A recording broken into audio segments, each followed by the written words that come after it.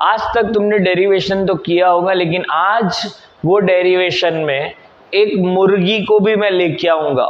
तो देखना चाहोगे कैसे करते हैं? स्टार्ट करते हैं।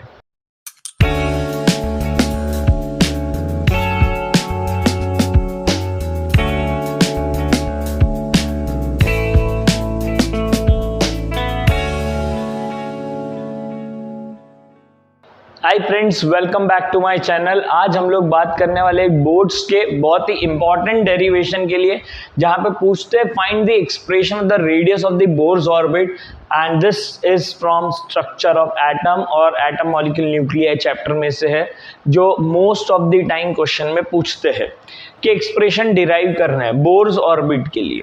अब जब बोर्स ऑर्बिट के लिए बोलते हैं तो we have to consider hydrogen atom. तो हाइड्रोजन एटम में हम लोग ने बोर्स फर्स्ट पोस्टुलेट लिखा हुआ है दैट सेंट्रीपिटल फोर्स जो होता है दैट इज mv²/r, ये प्रोवाइड कौन करता है? तो प्रोटॉन और इलेक्ट्रॉन के बीच का फोर्स ऑफ अट्रैक्शन, और उसका फॉर्मूला है 1/4πε0 into E² divide by R²। E is the charge on proton और इलेक्ट्रॉन, दोनों पे सेम ही होता है, इसके लिए E लिखते हैं, और दोनों के बीच का डिस्टेंस। ये बेसिकली फॉर्मूला लिया है हमने कूलम्स लॉ से। तो ये कूलम्स लॉ का फॉर्मूला है और वो सेंट्रीपिटल फोर्स का काम कर रहा है। इसमें से एक R कैंसिल हो गया और R का वैल्यू यहां से लिखते हैं, R ये साइड पे, ये इधर आ जाएगा, तो E²/4πε0 mv², ये रेडियस हो गया। लेकिन ये चलाएंगे नहीं क्योंकि यहाँ पे वेलोसिटी आ रहा है, वेलोसिटी नहीं देंगे क्वेश्चन में। तो वेलोसिटी के लिए आपको बोर्स का सेकेंड पोस्टुलेट लिखना है कि बोर्स सेकेंड पोस्टुलेट क्या बोल रहा है। तो electron can revolve only in those orbit in which angular momentum is constant and it is equal to nh/2π। so अपना फॉर्मूला है angular momentum which is mvr is equal to nh divided by 2π।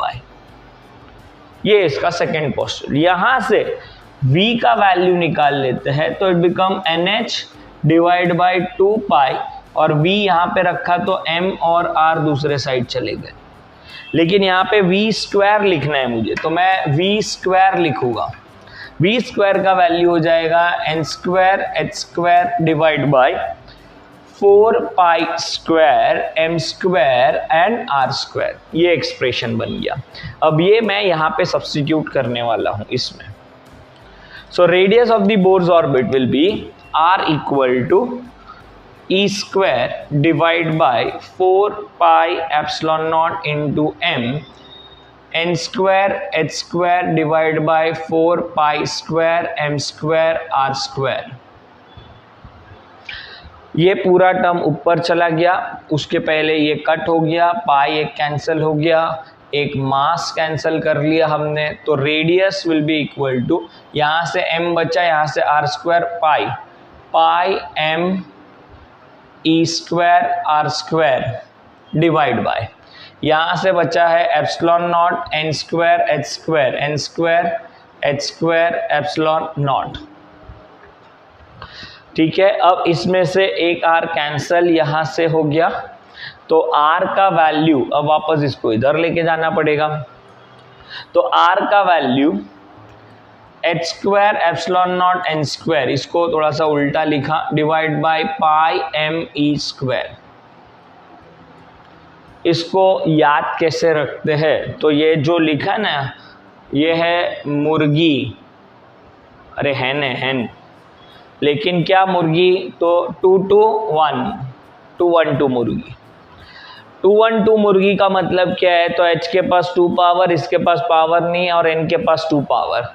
मुर्गी लिखना है हैन, divide by pi m E²। This is the radius of n Bohr's orbit.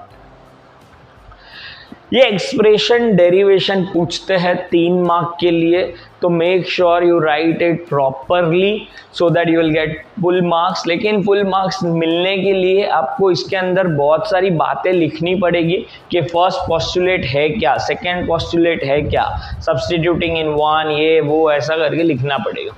ठीक है, तो this is about Bohr's orbit. ऐसी कुछ इंटरेस्टिंग बातों के लिए आपको देखना पड़ेगा next video. For that stay tuned.